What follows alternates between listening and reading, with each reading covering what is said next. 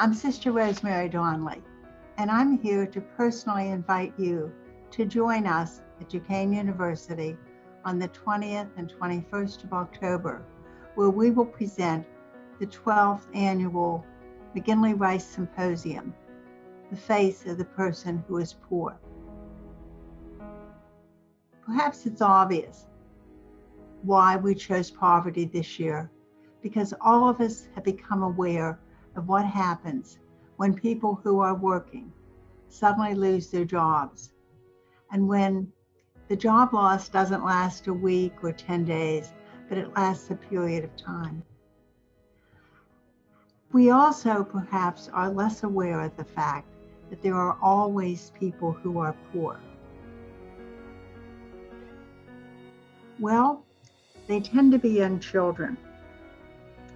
In fact, statistics tell us that 1 out of 7 or 1 out of 8 children in the United States, not in Bangladesh, not in the southern Sudan, but here in the United States, are poor. And poor usually means that they and their families are below the poverty level.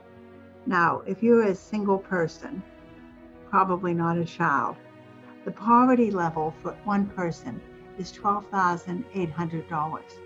That means that's the entire amount of money that you have to live on for a year. Now, if you think about yourself, could you do that? You may have a graduate degree.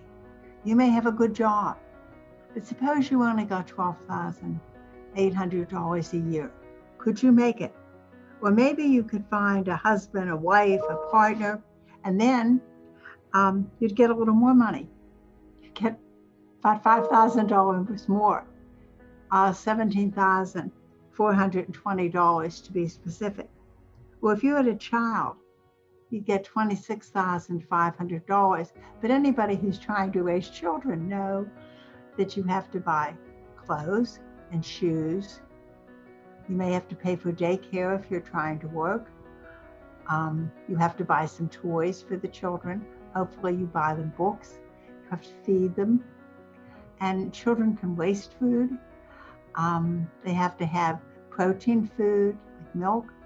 Sometimes they're sick and they need medicine. And you have to have a place for them to play. And I'm not sure that $5,000 more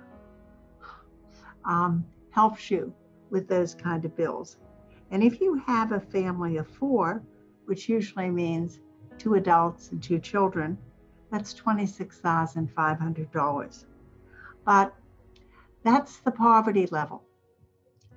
And some communities, there are even families who are significantly below the poverty level.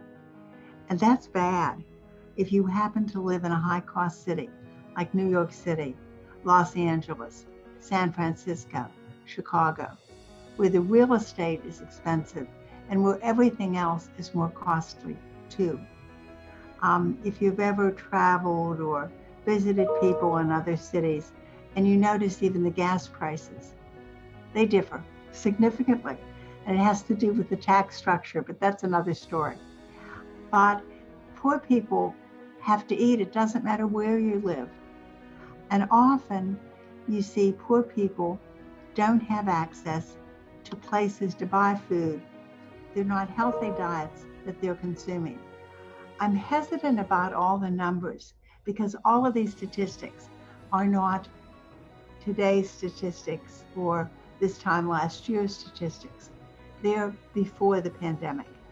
And what we do know that this awful period of unemployment and illness and isolation have been particularly hard on the poor, because anything that affects the general population affects the poor disproportionately. Come to McGinley, be part of the solution, understand the problem, and know how to help.